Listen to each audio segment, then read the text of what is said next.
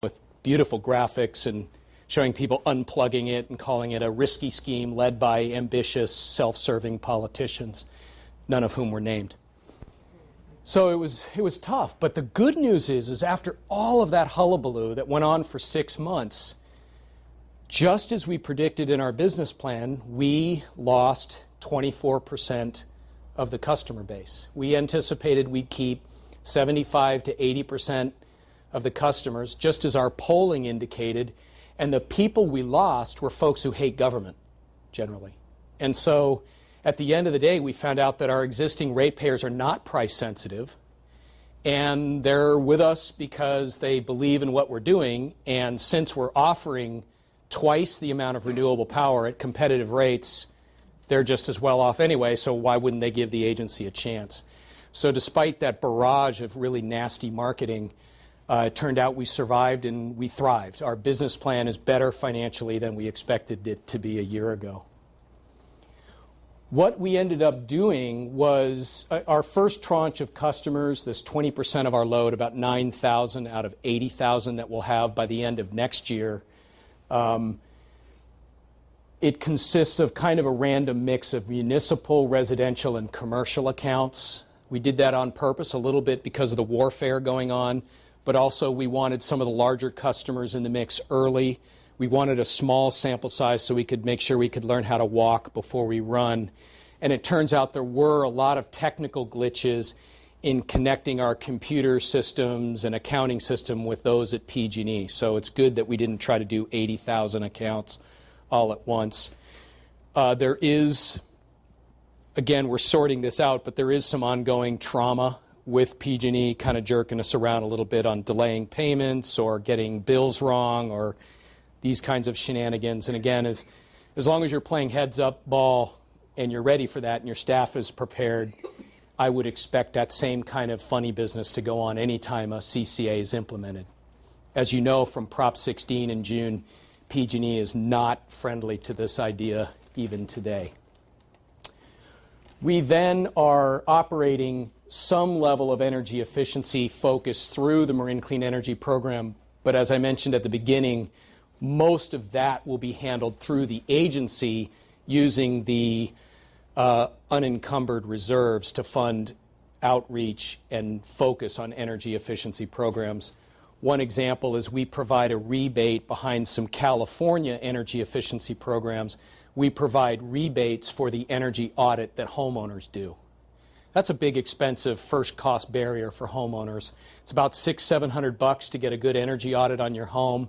A lot of people won't even pay that. And then when you get the list of things you could do to make your home more energy efficient, there are good rebate programs and state incentives, but the front-end audit cost isn't reimbursed. So MEA is going to try to provide some credits and reimbursement for that upfront first cost on the audits. And so there are some synergies that we're finding with the California Energy Commission and other programs, even some of the public good programs coming out of the utilities, so we can kind of fit into that mix.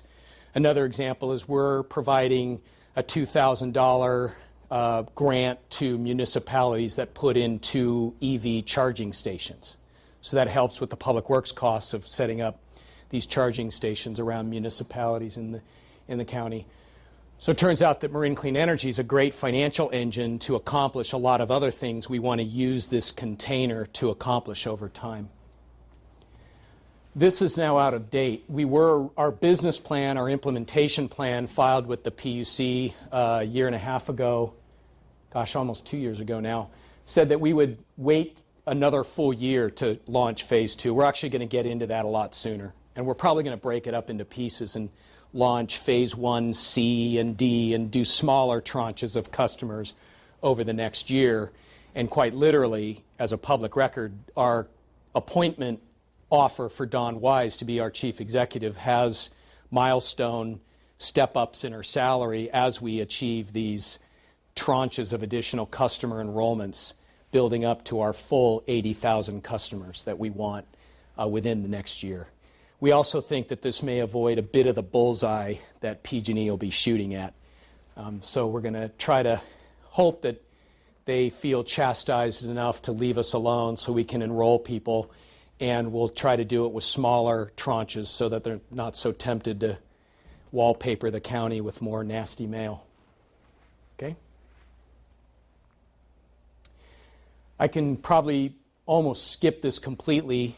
CCA, as you know, is the hybrid in the middle where we purchase the power and the utility does the normal stuff, like customer service, transmission, and distribution. That all stays the same. Our bills literally coming to everybody's home still look virtually identical. So my bill comes at my house and I just have an extra page at the back that itemizes my generation charges that are billed to me through PG&E by the Marin Energy Authority. Okay? Another representation of the same thing. We can skip that one. It turns out that community choice aggregation is not new. Massachusetts has a couple 100,000 customers operating since '01. They're not as green as we are, but they're steadily getting greener. They're a great case study, though, because they're about our size. Between Marin and Sonoma, they're a good sort of comparator for us to take a look at, and their program's been very successful. Northeast Ohio is the oldest one. They're definitely into brown power. They managed to save a lot of money by implementing community choice aggregation. That move actually cost Dennis Kucinich his job as mayor, and luckily he came back and made it to Congress and made a lot of noise after that. But anyway, it was a good move for the citizens up in Northeast Ohio. There's a startup running very hard and fast, organizing in Illinois. New Jersey's getting organized, and Colorado is writing legislation now. They call it Community Choice Energy, and there's a very similar version of the CCA law of California working its way through some of the advocates, and a couple legislators are looking at that right now.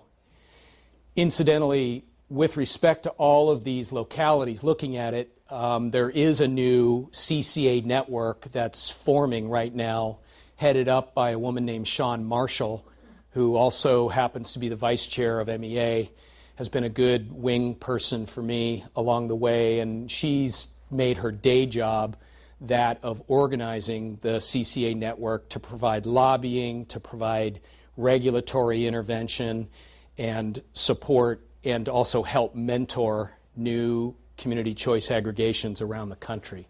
So I've agreed to be on her board, as it'll be a nonprofit organization, maybe a trade association, maybe a C4 or a C6, but that's often running, and that'll have a lot more support capacity to mentor and help and provide consulting to new communities that are interested in this sort of thing. Again, more on the basics of what CCA is. Our main focus has been to procure electricity well through, at first, a wholesaler, a broker, and then to slowly bring some deals closer to home over time. And I'll spend more time on that later. As I mentioned, PG&E does the main customer service end. This is an example. Here's a picture of what the MEA part of the bill looks like. We break out our rates. When we launched on May 10th, our generation rates were identical to those being charged by PG&E. We had set a goal for ourselves. We want to double our use of renewable power. We want to cut a minimum of 125,000 tons per year of greenhouse gas launching starting on May 10th. And we want our rates to be exactly what they are at PG&E so no one suffers an increase in cost. About